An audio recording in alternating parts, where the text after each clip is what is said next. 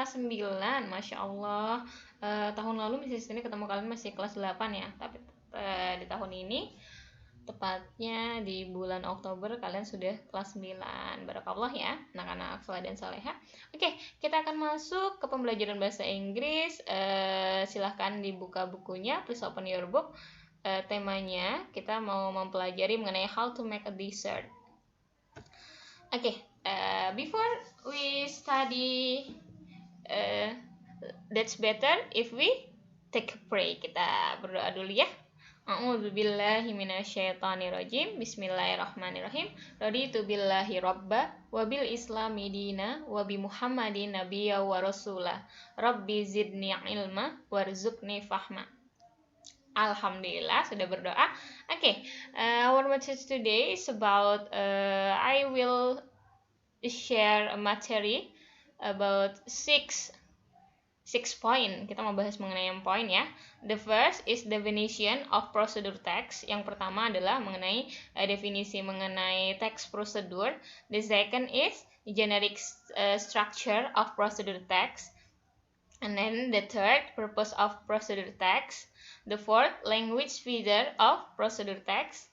The fifth, example of procedure text. And the last, yang terakhir adalah text for you. Pasti kalau sudah selesai pembelajaran untuk mengukur kemampuan atau cara ajar yang Mrs. Tini sampaikan mengenai materi terkait, itu Mrs. Tini harus berikan latihan materi ya. Oke. Mrs. Tini punya apa ya, salah satu motivasi dari sekian banyak motivasi yang Mrs. Tini suka, Mrs. Tini munculkan hari ini adalah perkataan dari Imam Syafi'i. Ya, kan sudah mulai banyak yang mengeluh di antara kita ya. Mungkin juga kadang Mrs. Tini gitu, tanpa disadari lisannya sering mengeluh, ya Allah, kapan ini corona berakhir gitu. Udah capek gitu, enggak ketemu anak-anak gitu, bawaannya kangen. Masya Allah. Jadi memang luar biasa sekali pandemik ini. Bukan hanya kita yang kesusahan seorang diri dengan pandemik ini, tapi seluruh insan yang ada di pelosok dunia ya. Tapi yang harus kita yakini, kita tidak boleh berhenti belajar, karena Imam Syafi'i sudah mengatakan, jika kamu tidak tahan dengan lelahnya belajar, maka kamu harus tahan dengan perihnya kebodohan. Masya Allah, ini kata-katanya tidak ada satu paragraf gitu, tapi maknanya luar biasa. Jadi kapan kita mulai merasa lelah belajar, ingatlah perkataan Imam Syafi'i ini selalu, bahwasanya jika kita sudah capek banget nih belajar, aduh gini harus buka Google Classroom lagi, kadang-kadang join sama sinyal aja susah banget gitu kan. Satu hal yang harus kita yakini, kita kuatkan di masing-masing hati kita adalah kita akan menghadapi kebodohan di masa depan kita nanti ya. Jadi tetap semangat ya. Oke. Yang pertama kita bahas dulu mengenai definition. Ini ada mesti ini tuliskan makna umumnya dulu. Jadi text procedure adalah procedure text is a text that explain or helps us how to make or use something. Jadi text procedure itu adalah sebuah teks yang explain, menjelaskan, or helps atau membantu kita how to make something, untuk membuat sesuatu, or use something atau menggunakan sesuatu. Jadi sebenarnya text procedure itu penjelasannya dibagi menjadi 3. Jadi yang pertama, text procedure itu tujuannya ada yang namanya manual procedure text. Dia itu misalnya dia itu bagaimana cara menggunakan video, atau enggak how to use the computer, bagaimana cara menggunakan komputer. Itu namanya manual procedure text atau instruction untuk to operate something, untuk mengoperasikan sesuatu. Ada lagi yang jenis keduanya, yaitu procedure text is the instructs how to do a particular activity. Nah, jadi ada yang resep gitu, membuat sesuatu gitu kan, atau percobaan mengenai sesuatu. Itu bisa berupa resep makanan, atau enggak rules for games, aturan dalam permainan games, atau mengenai percobaan ilmiah seperti itu. Dan yang ketiga adalah the text that deal with human behavior, atau cara menjelaskan sesuatu kepada manusia, misalnya how to live happily, how to live happily. Jadi bagaimana cara hidup bahagia, atau di musim pandemik ini yang bajunya sudah mulai kesempitan, bisa juga kalian bikin prosedur text how to be slim in pandemic. Jadi bagaimana cara untuk tetap langsing di era pandemik, bisa, itu termasuk salah satu prosedur teks. Sebenarnya prosedur teks ini sudah kalian lalui hari-hari, hanya saja mungkin kadang kalian melakukan sesuatu ada prosedur teks yang kadang-kadang langkahnya tidak kalian lakukan secara runtun. Nah, di dalam prosedur teks itu kita akan mempelajari bagaimana untuk melakukan sesuatu itu secara runtun dan rapi. Oke, yang berikutnya, poin berikutnya adalah generic structure of procedure text. Jadi di generic structure ini procedure text itu dibagi 3. Yang pertama ada tujuannya, ada poin untuk menceritakan bahan-bahannya, dan yang berikutnya adalah step atau langkah-langkahnya. Misalnya contoh yang pertama, Miss Tini punya manual procedure text, misalnya how to use oven gitu. How to use oven. Jadi bagaimana cara menggunakan oven. Kalian tahu ya, oven itu yang buat memanggang, bukan open itu dibuka, beda ya. Oke, jadi misalnya langkah-langkahnya, kalau materialnya pasti kita harus punya oven ya. Susah banget sih, suka kutukar antara oven sama open. Pasti yang bahan-bahannya kita harus punya oven itu sendiri. Langkah-langkah pertamanya misalnya for example, turn on the oven. Jadi dinyalakan dulu ovennya, dan langkah-langkah berikutnya. Oke, misalnya kalau untuk how to make pizza, jadi bagaimana cara membuat pizza.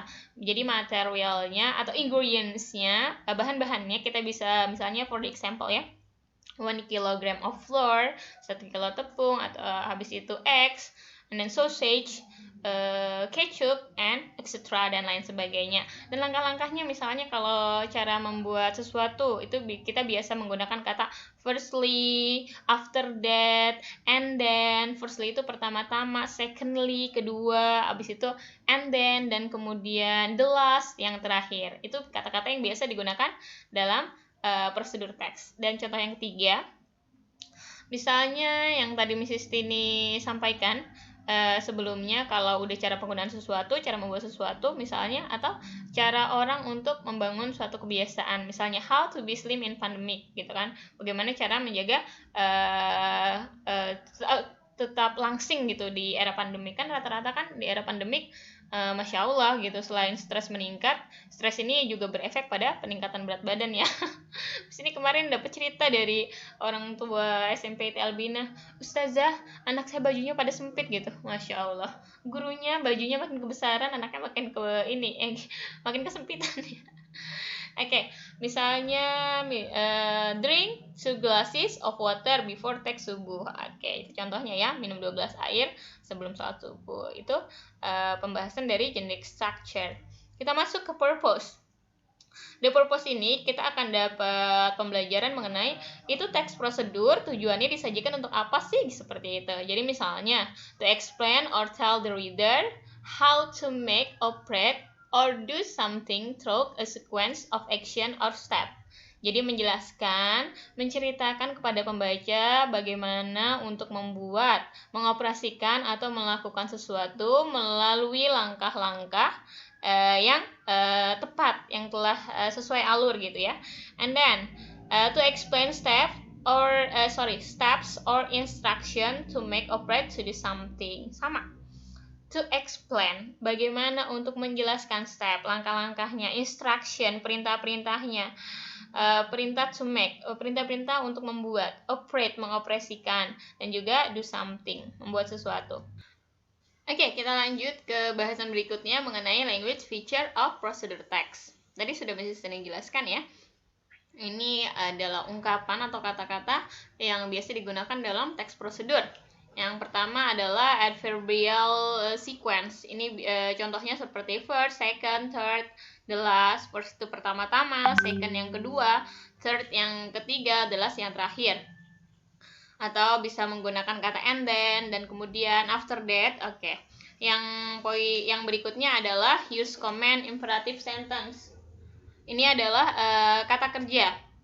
Jadi misalnya put the noodles on the plate, letakkan mie-nya di atas piring. Cut the onions, potong bawangnya. Wash the tomatoes, cuci tomat ya, dan lain sebagainya. Dia menggunakan, ini biasanya kalau prosedur teks itu menggunakan simple present ya, jadi kata kerja pertama yang digunakan. Yang berikutnya adalah using adverbials. Jadi ini menggunakan keterangan for 5 minutes, dalam waktu 5 menit, 2 hours. Kan kalau kita masak, membuat making something itu biasa ada ketentuan waktunya kan, seperti itu. And then the last is using verbs. Otomatis menggunakan kata kerja seperti yang tadi disampaikan. Kata kerja pertama make, membuat, take, mengambil, boil, merebus, cook, memasak. Ini kata-kata yang biasa digunakan dalam prosedur teks. Di sini punya satu contohnya. Contoh dari prosedur teks yang sudah Mrs. ini sajikan untuk kalian adalah how to make nasi uduk.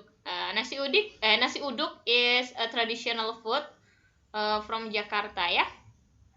Jadi di sini Mrs. ini sudah tampilkan yang step pertama itu ada ingredients-nya, lalu ada utensils, yaitu peralatan yang kita gunakan, cooking method, cara pembuatan, dan presentation itu saran penyajian. Nanti silahkan kalian pelajari dan baca-baca langkah-langkahnya. Alhamdulillah sudah selesai materi pembelajaran kita hari ini. Miss ini ucapkan terima kasih kepada kalian yang sudah tetap menjaga semangatnya di pembelajaran era pandemik ini. Untuk mengukur materi yang Miss ini sampaikan, seberapa jauh pemahaman kalian, Miss ini minta tolong kalian open your book page 44 and 45. Di 44 and 45 itu ada how to make infused water. Jadi silahkan read the text, dibaca teksnya, and then do the exercise di activity 4 ya. Bagaimana cara menyetorkan tugasnya? Silahkan kerjakan di buku tulisnya. And then you have to write down your name and class. Please, this is the important one. Jadi ini salah satu hal yang terpenting adalah tulis dulu namanya, kelasnya, baru ditulis tugasnya. Mrs. ini ingin tulisan nama itu bukan di bagian akhir atau di kolom komentar, tapi ada di bagian tulisan tangan kalian. And then Mrs. ini berikan 3 pilihan. Syukur alhamdulillah kalau sinyal di tempat kalian stabil, jadi kalian bisa mengirimkan tugasnya melalui Google Classroom dan mengirimkan foto dari tugas tersebut ya. Kalau sinyalnya cukup terganggu atau tidak stabil, bisa mengirimkan tugasnya via WhatsApp atau juga Messenger. Jadi kalau Google Classroom kan yang selama ini Mrs. ini pelajari, sinyalnya harus stabil. Ketika sinyal tidak stabil, maka tugas tersebut tidak akan terkirim. Dan poin yang terakhir adalah I'm waiting for you. Pasti Mrs. ini tungguin kalian lah untuk mengumpulkan tugas ini. Tetap semangat belajar ya. Terima kasih untuk hari ini. Tetap jaga semangatnya, tetap bantu orang tuanya. Yang paling utama adalah tetap utamakan Allah dalam setiap langkah kita. Kita tutup dengan ucapan hamdalah dan istighfar. Alhamdulillahirrahmanirrahim, astagfirullahaladzim. Dilanjutkan dengan doa kafaratul majlis. Subhanakallahumma wa bihamdik, asyhadu alla ilaha illa anta, astaghfiruka wa atubu ilaik.